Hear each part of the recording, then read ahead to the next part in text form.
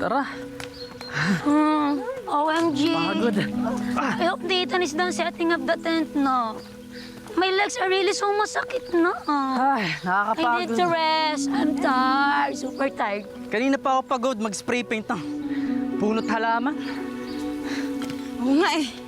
Buti na lang madami tayong baon. Sabi mo pa. Laman-laman.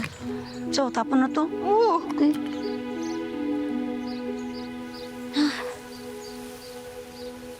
OMG, guys. Did you hear that?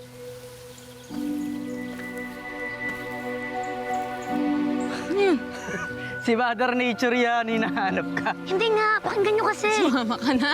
Wait lang kasi. Tahimik muna kayo. Pakinggan nyo kasi, oh. Ano? Meron na. Meron talaga, guys. Ano, gawa-gawa lang yan. Oo nga.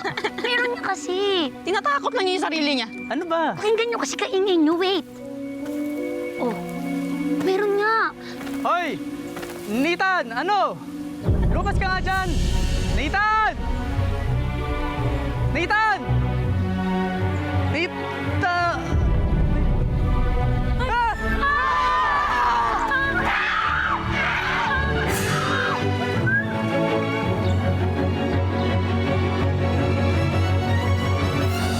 Ay ako, sigurado talaga ako. Muntik na talaga mag-away yung dalawa kanina. Alam mo kung hindi ako dumating, ay, nakakaabot yung dalawa. Hala ka, Kakay.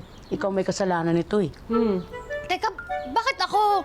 Nananahimik ako dito, kumakain nga lang ako. Awaw, nagpapatay mali siya. Kunwari hindi niya alam siya ang dahilan ba't nag-aaway yung dalawa. Alam mo, Kay, dapat mag-isip-isip ka na. Dapat maging fair ka eh. Kung sino talaga matimbang sa puso mo, yun na. Tama. Para once and for all, talaga matigil na yung awayan ng dalawa. Yun na. Naku, ilang beses ko gang sasabihin sa inyong dalawa na wala akong oras sa mga ganyan-ganyan. At saka, wala nga silang sinasabi na ako yung dahilan ng away nila eh. Malay natin, may iba pa silang pinagtatalunan. O sige, ako na lang. Ako pinagtatalunan nila. Ang ganda ko eh. Ako yun. Ikaw na naman. Sinasalo ko lang. Pero hindi naman malayong mangyari, hindi ba? Na? Uy, teka. Si Kring Kring. Parang hindi ko siya nakita kanina pa. Ano?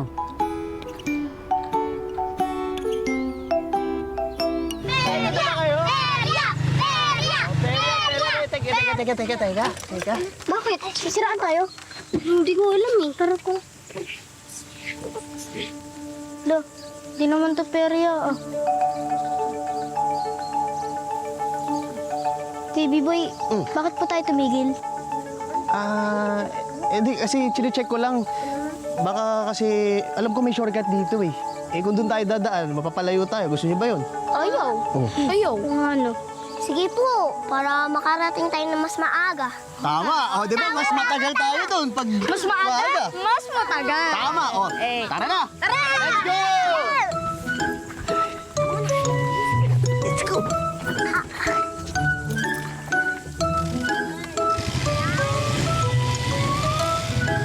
Tara!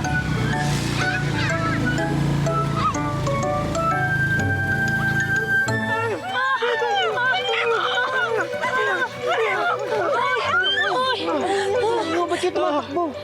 May babae doon! Mga halimaw! Halimaw? Saan niyo nakita? Saan? Doon! Over there! Doon! Alas! Mga buwisit kayo! Nagkakalat kayo sa gubat? Umalis ka na! Ano ba? Kades! Tugasan niyo ba lahat yan? Very good, ha? Magandang araw, Gege. Nako! Gusto mo ba ng gulo? Nako, wag gayon. Busy ako. Eh, grabe naman siya, oh. Hindi naman, Gege. Ako'y napadaan lang kasi. Kanina ko pa hinahanap ang butchoy. Pag gantong oras kasi, ay gutom na yun. Eh, naisip ko baka lang nandito kasama ni Ninyo. Alam mo na, naglalaro. Gege. Ay, pasensya na, nag-usap lang. Hi, Hershey. Gege, dumaan ba si Kring Kring dito? Ay, baka kasi magkasama sila ni Ninyo. Hindi niyo alam? Ha? Ano? Hindi niyo talaga alam? Ay, ano nga? Weh, hindi nyo alam. Ay, kung sinasabi mo na sa amin kung ano yung dapat namin malaman, di sana alam na namin. Ngayon, di na kami nagtatanong kung ano dapat ba namin malaman. Ay, pumunta yung mga bata sa perya kasama si B-Boy. Wala. Di nyo alam? Ay, Si Nino, nakiusap sa akin. Sabi niya, gusto niya pumunta ng perya. Tapos si B-Boy nagpresintang samahan sila. Nagtanong ko naman ako sa mga bata, sa mga anak nyo, kung pinayagan nyo. Sumagot naman sila. Sabi nila, oo daw, nagpaalam doon sila sa inyo. Ano? ay hindi nagpaalam ang butchoy eh. Tama. Ba't mo nang pinayagan? Ang layo-layo ng luntian. Pambihira naman, Sabi ng mga anak nyo, nagpaalam sila sa inyo eh. Tinanong ko ilang beses. Sigurado ka? Oo. Kaliit-liit ng mga bata, Gege, pambihira ka naman. Ibig sabihin, nagsinungaling yung mga bata. Ay, Diyos ko. Ay, siya. Gege naman. Sana naman hindi yung pinayagan. Ay, Yan naman talaga naman, Gege. Sana man laki tinanong mo kami.